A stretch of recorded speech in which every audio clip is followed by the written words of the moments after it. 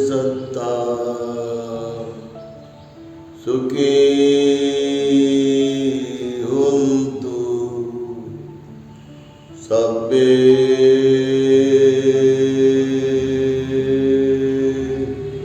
हुंतु सुखिनो सब्बे भद्राणि पश्यन्तु मा कञ्चित् दुःखमागमात्।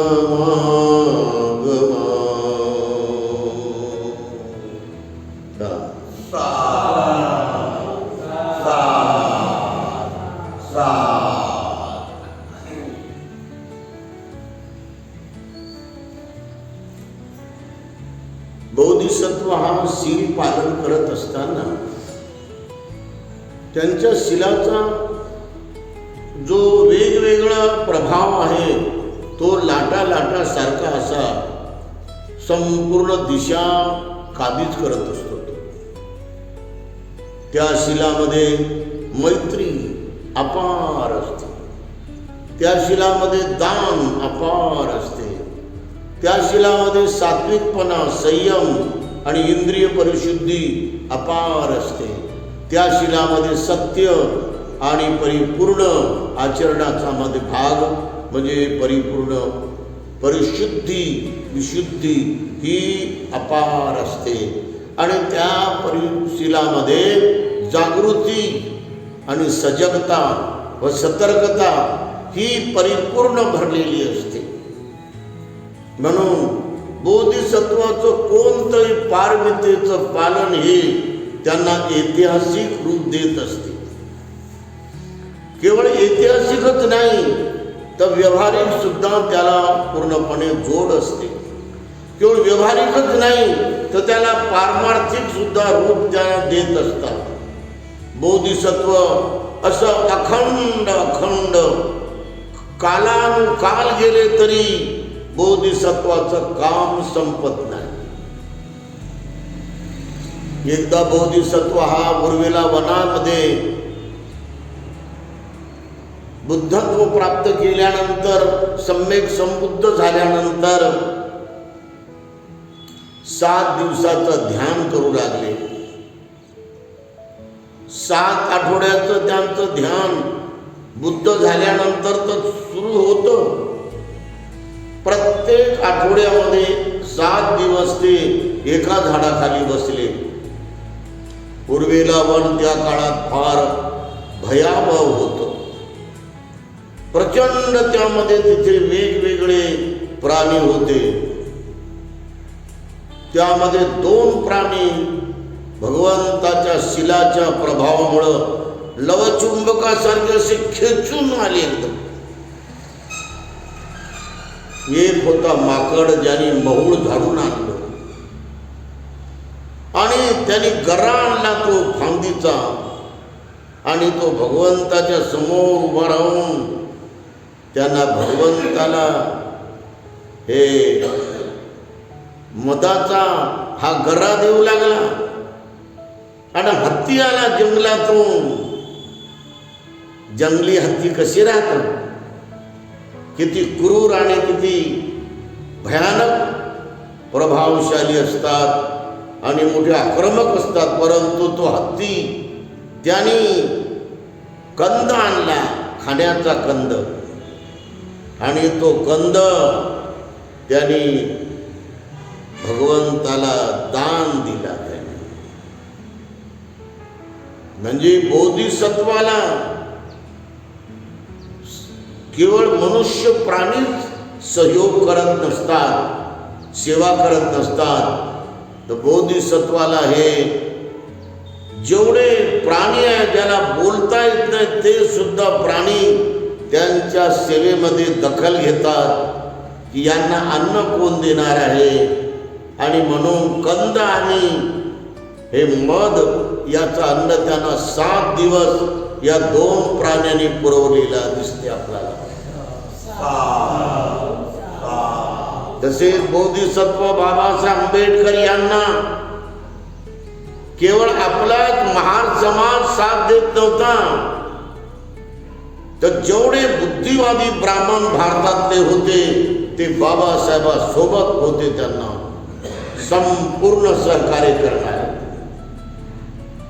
महाडच्या या एवढ्या मोठ्या महान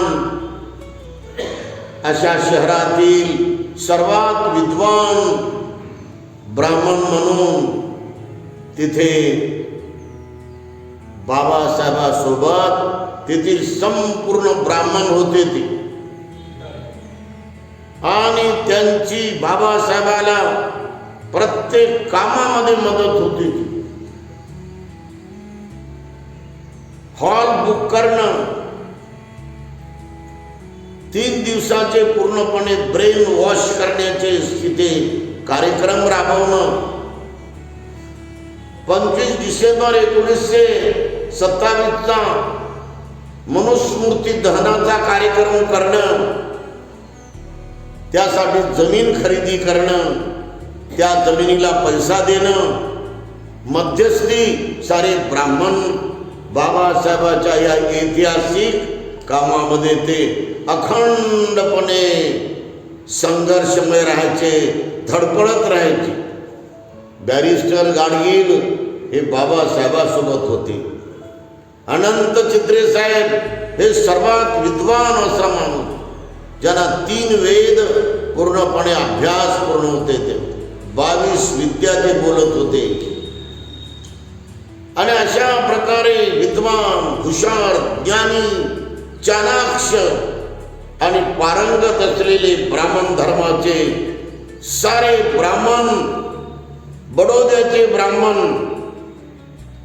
पुण्याचे ब्राह्मण, मुंबईचे ब्राह्मण बाबासाहेबांसोबत त्यांच्या मताला परिपूर्ण प्रोत्साहन देत होते. त्यांच्या पाठीशी त्यांचं प्रबळ असं सामर्थ्य होतं. पुढे पुढे ते नामो जोशी सुद्धा त्यांच्यासोबत येणार होते, परंतु बाकीच्या काही लोकांनी तर काही कांडी फिरवल्यामुळं जोशी माघार करत राहिले. एवढंच नव्हे, आपल्या भारताचा पहिला पंतप्रधान हे सुद्धा ब्राह्मण समाजाचे असताना ते सुद्धा बाबासाहेबांच्या पावलावर पाऊल टाकून येणार होते, परंतु काशीच्या काही ब्राह्मणांनी तिथे कांडी फिरवल्यामुळं त्यांनी सुद्धा माघार घेतली. बाबासाहेबांसोबत जायचं म्हणजे परिपूर्ण जीवानिशी जायचं असते. ते ऐतिहासिक महापुरुष, बोधिसत्व म्हणून त्यांची प्रत्येक कारकीर्द ही प्रत्येक काळाला उलथून पाडणारी होती. ती प्रत्येक समाज व्यवस्थेला ती उलथून पाडणारी होती. ती कोणती समाज व्यवस्था बोधिसत्वाच्या प्रखर विचारापुढे जिवंत राहू शकत नाही. या देशामध्ये ब्राह्मणाला किती सोय होती त्या काळात. त्यांना ब्र शब्द कोणी बोलत नव्हतं, कोणी त्यांच्यावर डोळे ओटारत नव्हते, कोणी त्यांना मात्र हटकून त्यांची टिंगल टवाळी किंवा त्यांना शिव्या देत नव्हते. एवढा त्यांचा मान सन्मान, देवाचे पुत्र म्हणून हे भूदेव आहेत असा त्यांचा गौरव होता. हे जमिनीवरले देव आहेत अशी त्यांची पूजा होती. कोणत्याही पूजेमध्ये गेली, सत्यनारायणाच्या पूजेत, तर ब्राह्मणांचे पाय धुतले जात होते. त्यांना पंचपक्वान्य वाढण्यात येत होतं.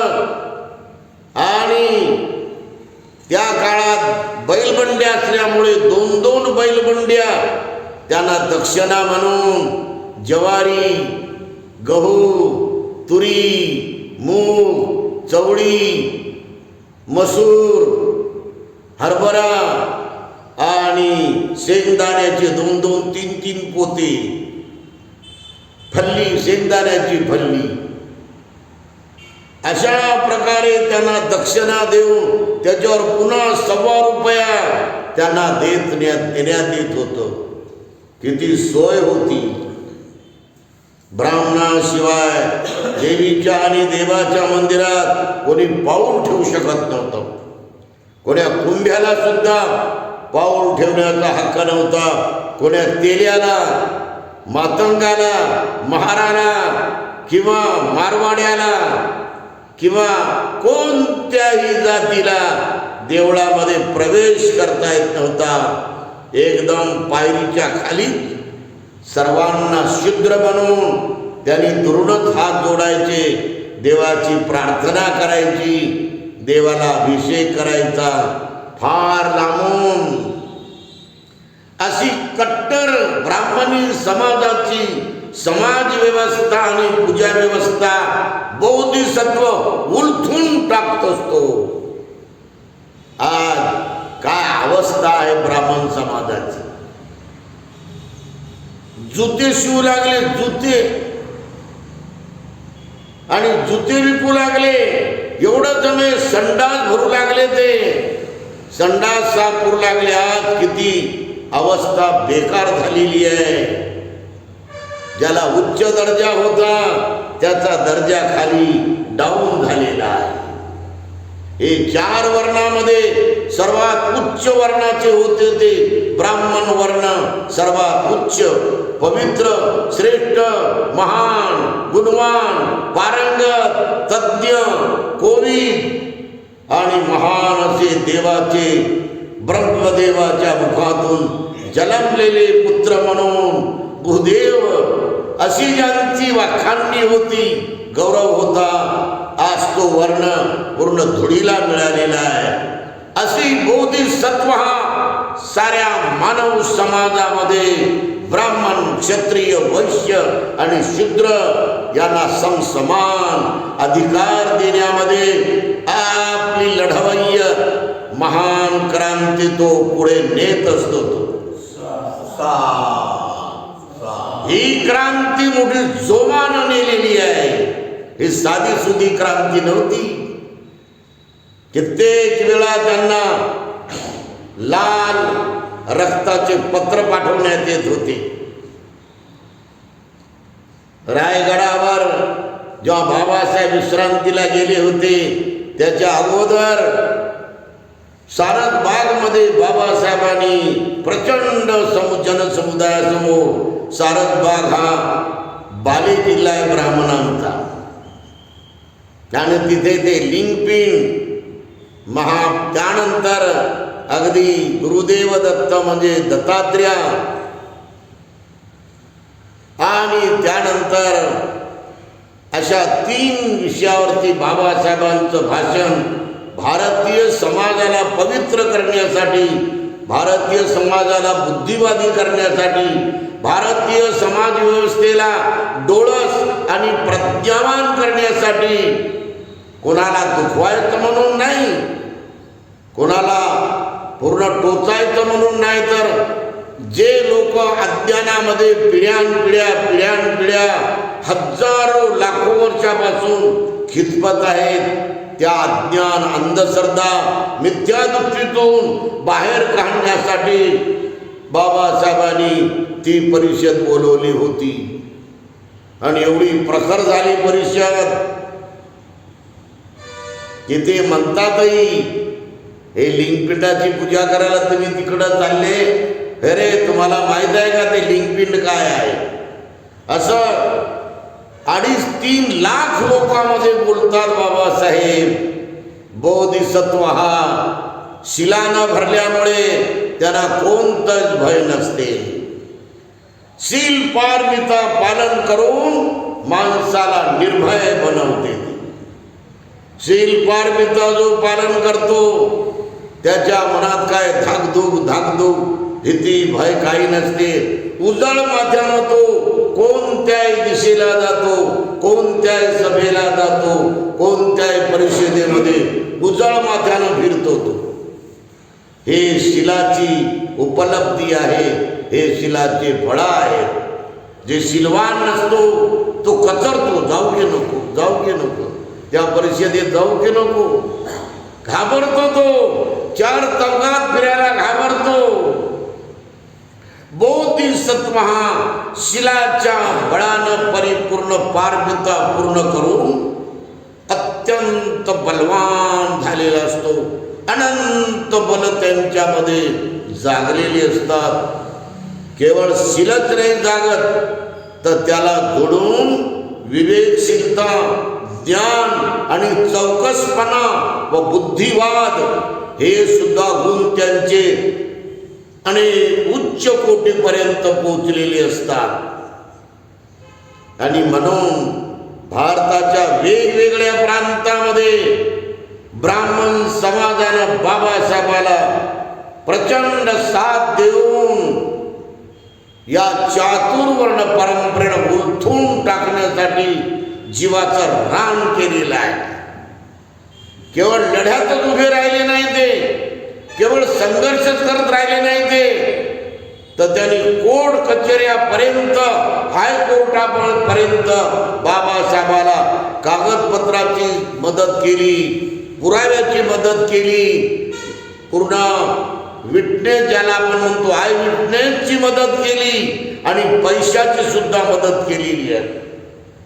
अशा प्रकारे बोधिसत्व समग्र समाजाला जोडायचं. आपल्या शिलाच्या बळानं, आपल्या मैत्रीच्या बळानं, आपल्या तारुण्यामध्ये कारुण्याच्या बळानं, आपल्या तळमळीच्या बळानं, आपल्या सौजन्य आणि वेगवेगळ्या अशा सृजनशीलतेच्या बळानं सर्वांना ते जोडत असतात. सारा देश जोडण्याचं काम बोधिसत्व करतो आणि तत्वानं आणि सिद्धांतानं आणि विचारानं साऱ्या जगाला ते धर्मराज्य बनवण्यासाठी हे जोडायचं काम करत असतात. आणि म्हणून बोधिसत्वाला आपण रात दिवस मनामध्ये मंथन करावं, चिंतन करावं की आपण बोधिसत्वाच्या गुणाप्रमाणे एकसारखं वागायचा आपण प्रयत्न करू आणि बोधिसत्वाचं आपल्यामध्ये आचरण जागू असा आपण जर संकल्प केला तर ते आपल्याला या जन्मामध्ये सर्वात श्रेष्ठ बनवतो, सर्वात महान असा महापुरुष बनवतो. बोधिसत्व हे मोठेपणासाठी कधीच कोणतं काम करत नाही. बोधिसत्व हे कीर्तीसाठी किंवा नाव गाजवण्यासाठी, नाव जिकडे तिकडे फैलवण्यासाठी कोणतंच काम करत नाही. आणि यातला पुरावा तुम्हाला मिलिंद महाविद्यालयाचा स्टोन फाउंडेशन कार्यक्रम जाऊन आपण पाहिला तर आपल्याला पुरावा दिसतो की बाबासाहेब हे बोधिसत्व किती पवित्र आणि अमर्याद परिशुद्ध अशा मनानं काम करणारे महान असे मानवतेचे सेवक होते ते. हा तुम्ही भारताचा सर्वात मोठा प्रथम नागरिक राष्ट्रपती doctor Rajendra Prasad MA LLB PhD LLM PhD त्यांच्या डिग्र्या त्या दगडावर कोरलेल्या आहेत. जाऊन बघा. आज तुम्ही संस्थेचं नाव आहे तिथे, बुद्धाब्द आहे आणि सर्व तारीख सुद्धा आहे. परंतु बोधिसत्वाचं नाव अध्यक्ष म्हणून किंवा संस्थेचा अध्यक्ष डॉक्टर बाबासाहेब आंबेडकर किंवा भीमराव रामजी आंबेडकर असं सुद्धा तुम्हाला तिथं दिसणार नाही. काय ते का म्हणू शकले नसते का ते? प्राचार्य मबी चिटणीस आपण तिथे माझं नाव टाकलं की नाही? वराळे इकडे रे, त्या स्टोनवर माझं नाव कोरलं की नाही? असं ते आपल्या जवळच्या लोकांना म्हणू शकले नसते का? परंतु बाबासाहेब नाम के वास्ते कभी जिए नहीं, काम के वास्ते रहे हैं. ही महानता बोधिसत्वाच्या अंतकरणाची महासागरासारख्या ज्ञानाची ओळख करून देते. आणि म्हणून आपण त्यांच्या सर्व ऋणानुबंधनामध्ये रात दिवस त्यांच्या गुणवत्तेचा आपल्यामध्ये प्रादुर्भाव व्हावा, त्याची भरभराट व्हावी, विकास व्हावा. हे जर काम केलं तर आपलं मूल्य वाढू शकते. ज्या दिशेला बोधिसत्व जातो, शिलाच्या पारमितेनं संपन्न होऊन त्या दिशेला त्यांचा प्रचंड आणि प्रचंड सन्मान, गौरव आणि कीर्ती वाढत जाते. सारे लोक झुकत राहतात त्यांच्या पुढं, सारे लोक नम्रवान होतात. कोणते लोक असो, सरकारी लोक असो, सरकारी अधिकारी असो, निम्न सरकारी अधिकारी असो, बोधिसत्वाच्या कारकिर्दीला पाहून ते पूर्णपणे हादरून जातात. मिलिंद कॉलेजची अशी कहाणी आम्ही ऐकलेली आहे. इथं जेव्हा ते उतरायचे 3 महिन्यासाठी मिलिंद कॉलेजच्या पहिल्या माळ्यावर, तेव्हा इथले DYSP, DIG, सारे पोलीस तिथे जाऊन उभं राहायचे. तासन तास आजूबाजूच्या खेड्यावर अत्याचार झाल्यानंतर या महान अशा भारतीय व्यवस्थेमध्ये, भारतीय केंद्र सरकारच्या महान पदावर बसलेल्या केंद्रीय मंत्री, कायदे मंत्री यांना काय बोलावं म्हणून ते असे हात जोडून बाबासाहेबांच्या रूममध्ये घुसायचे. पण शब्द बोलता येत होता कुणाला? सरळ बाबासाहेब त्यांना विचारायचे, या गावामध्ये अत्याचार का होत आहे, तुम्ही काय करता तुम्ही?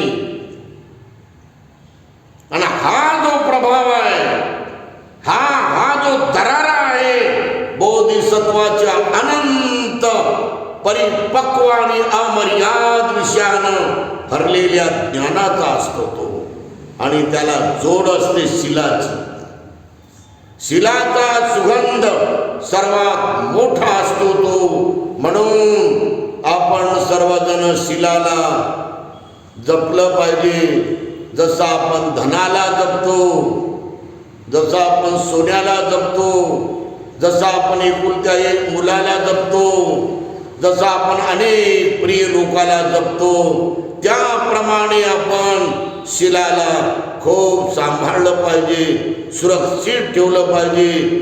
त्याचं शीलवर्धन करायला खूप मेहनत केली पाहिजे.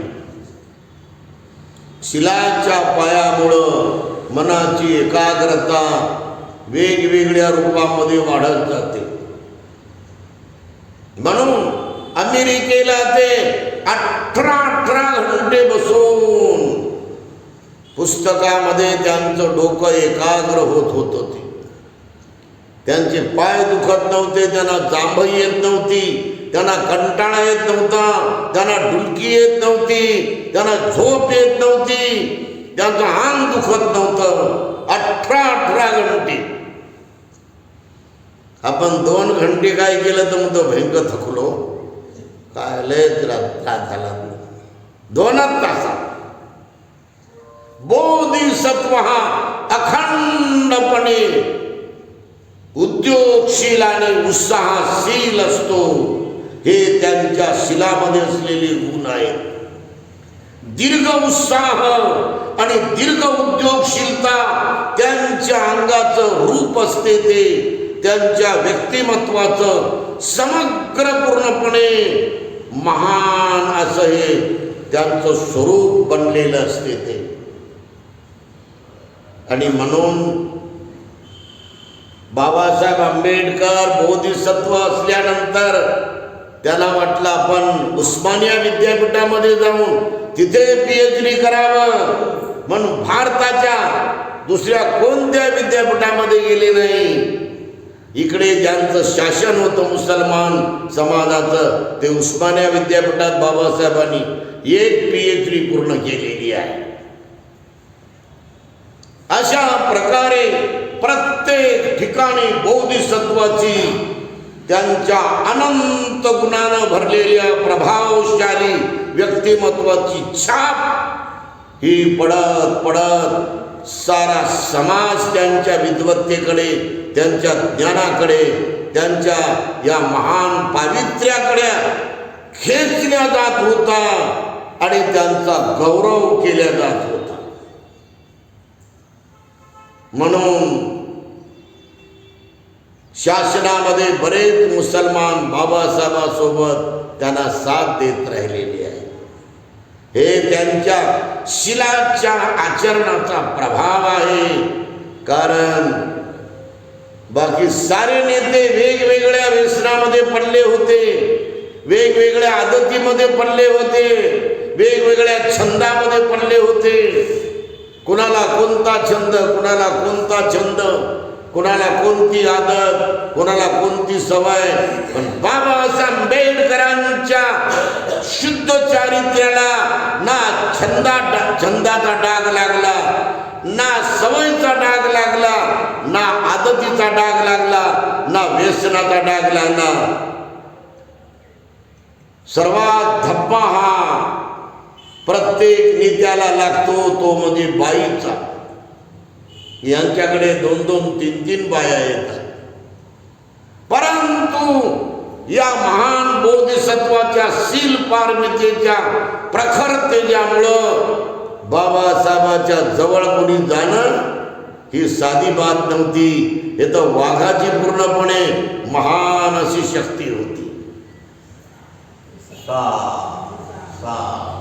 सर्वांचं मंगल हो, सर्वांचं मंगल हो, सर्वांचं मंगल हो.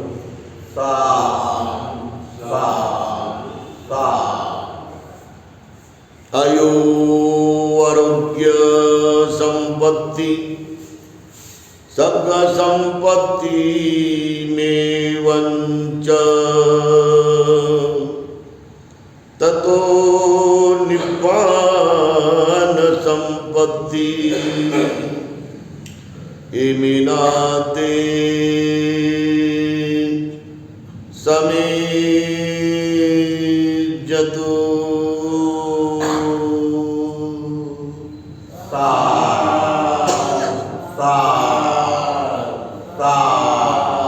बुद्धं नमामि, धम्मं नमामि, संघं नमामि.